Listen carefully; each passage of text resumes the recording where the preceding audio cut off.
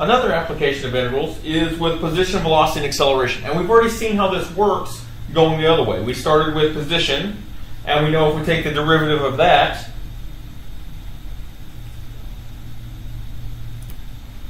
so we've already seen the first step, which is we take the derivative of x or y, whichever one's our position. We know we get the velocity. And then if we take the derivative of that,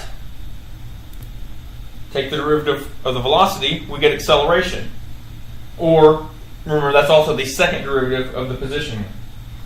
Well, the same thing works going the other way if we do derivatives. If we do integration. That if we take acceleration, instead of taking the derivative, we integrate a dt, then we get velocity. And if we integrate velocity,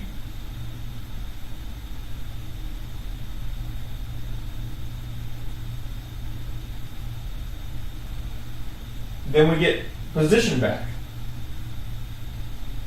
So this is a very useful tool in being able to translate between the different ones. And so one of the things we'll see is some of the examples we worked going the other way and got down to acceleration. What happens if we take acceleration? Can we get back to the position function? So let's see some examples of that. Before we get into that, just to kind of prove the way we're going, before we get to an example, kind of the way to prove that, we just said that a of t is the same as dv dt, the derivative of velocity with respect to time. If we take that, kind of split it apart, we can get acceleration times dt equals dv. Integrate both sides. What limits are we integrating both sides to? Well, we'll integrate from 0 to t. And this is a little bit of hand-waving math, but we'll do that anyway. And let's see what we get. We're leaving the left side the same for now. When we integrate the right side with respect to, we're integrating basically 1 with respect to velocity. So we just get that variable, velocity, and we have to evaluate from 0 to t. We plug those values in.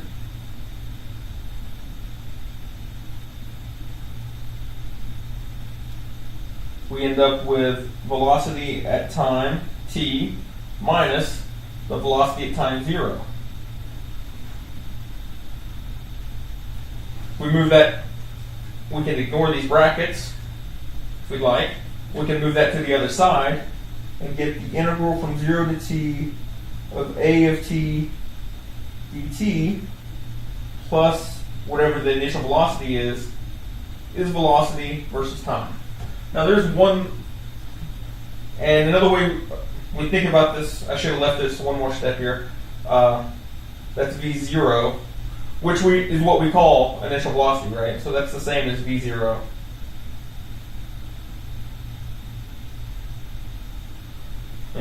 Maybe we should do some correcting here. Yeah, so that's the same as v0. And then the other thing we want to do here is, because if you ever do this, it will drive a math teacher nuts.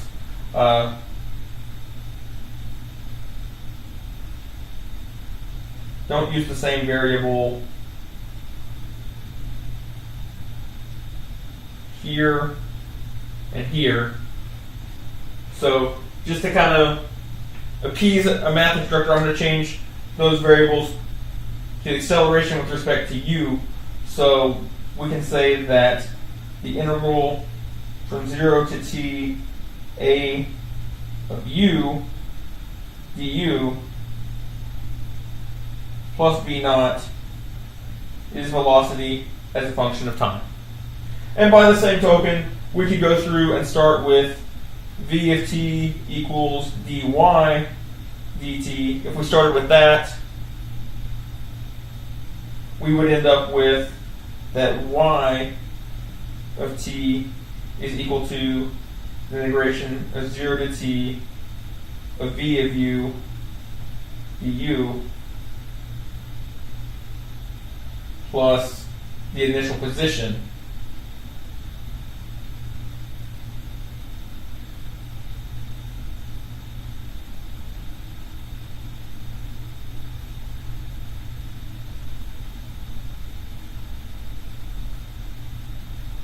So there's our two basic equations. One of the things we mentioned there in the quick notes that we can integrate go the other way. The thing we do have to remember is that because whenever we integrate, we can have a constant value added on there. When those happen, we know those are actually the initial velocities each time. Or, I'm sorry, it's the initial velocity there, and here's the initial position to get back to there whenever we use antiderivatives. So those are two main functions. Now maybe we're ready to see an example.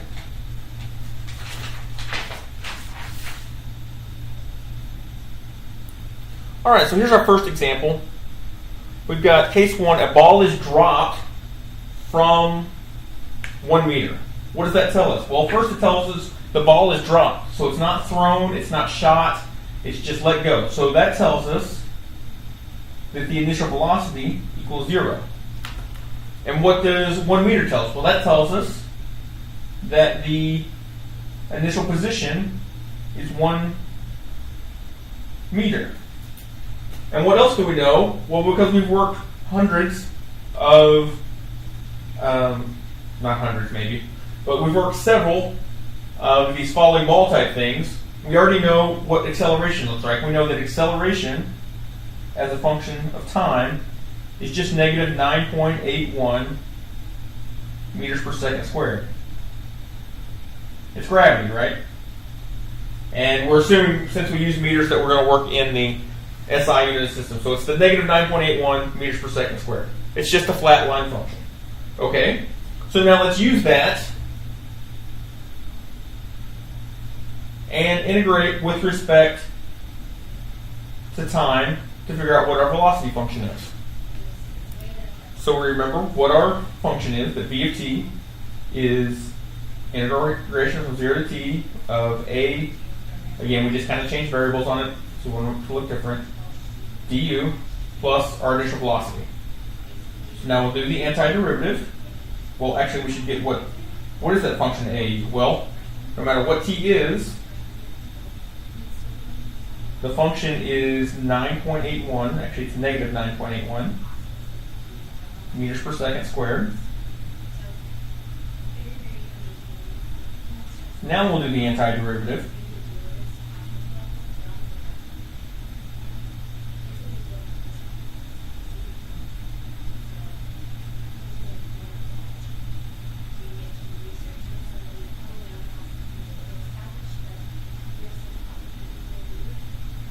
We also know what v0 is. We know that it's 0 in this case. So v of t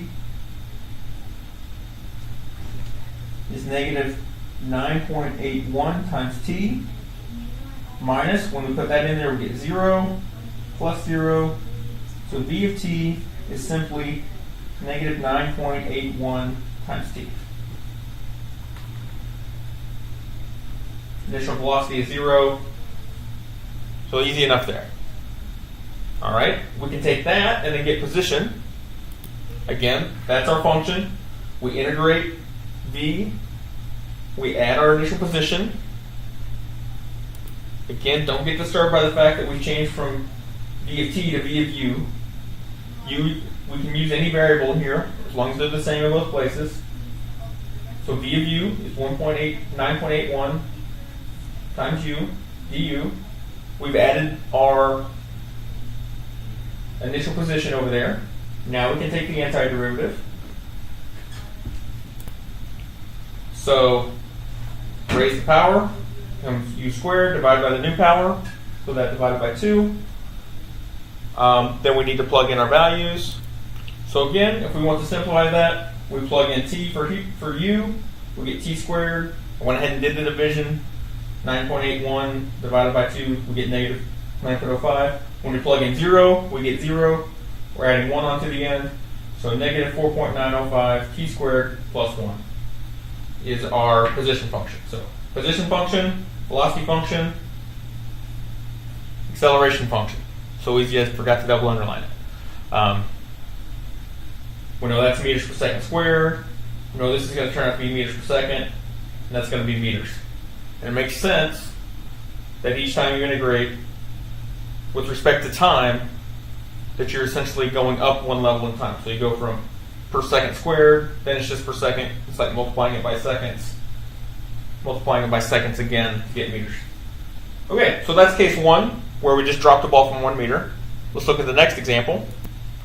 All right, so our second case is the ball thrown upward from the ground with an initial velocity of 4.43 meters per second squared. 4.43 meters per second. So from the ground tells us that our initial position is going to be 0, and they give us an initial velocity of 4.43. So we already know a lot of the parameters we're going to be getting here. And again, we know it's an object, so we know A of t is going to be 9.81, again, because we're in the meters per second realm. So that's a free one. We can get velocity again. So if we watch that, no, it just appeared for you, that we start with our initial function again of velocity is the integral of acceleration plus the initial velocity. Acceleration is the constant 9.81. Initial velocity, we know what that is, 4.43 for this problem. We integrate, we end up, I guess I should have shown one more step, but we integrate this from 0 to t. We know that 0 part goes away, so we just get negative 9.81 t for this part, and the initial velocity of 4.43. So that part goes quickly enough and gets us our initial velocity. Again, we can do the same thing to get our position. So there's our basic equation for position. We integrate velocity and add the initial position. We plug in our function. For velocity, it's negative 9.81 times our variable plus 4.43.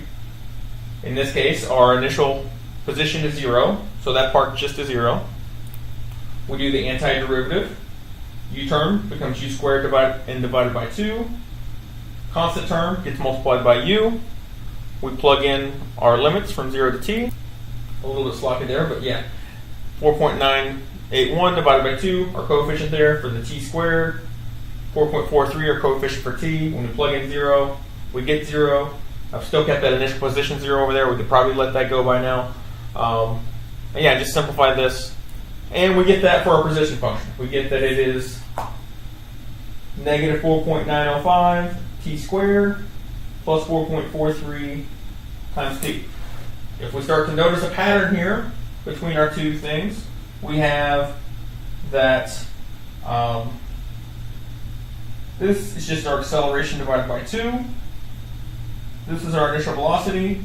And actually this term over here that we don't have in this one is our initial position.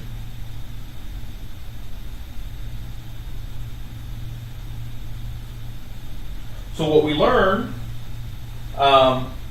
is that we can shortcut this eventually and just start, without having to go through this over and over and over again, is that for falling objects, it's negative our acceleration, which is gravity,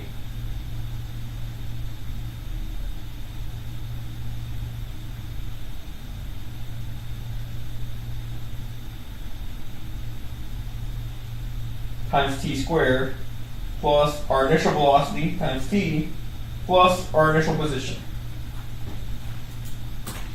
And that should make things a lot easier going forward. And again, we could check, and if we did the derivative of this through there, we would see, that means v of t is simply negative our gravity times time. That's gravity. And that's our initial velocity. That term goes away. And if we go back to the next step, we get back to acceleration, which is negative g. So, sorry, I kind of fell off the page there. But yeah, we can basically use those three functions that we were able to get from integration and use those over and over again for these falling ball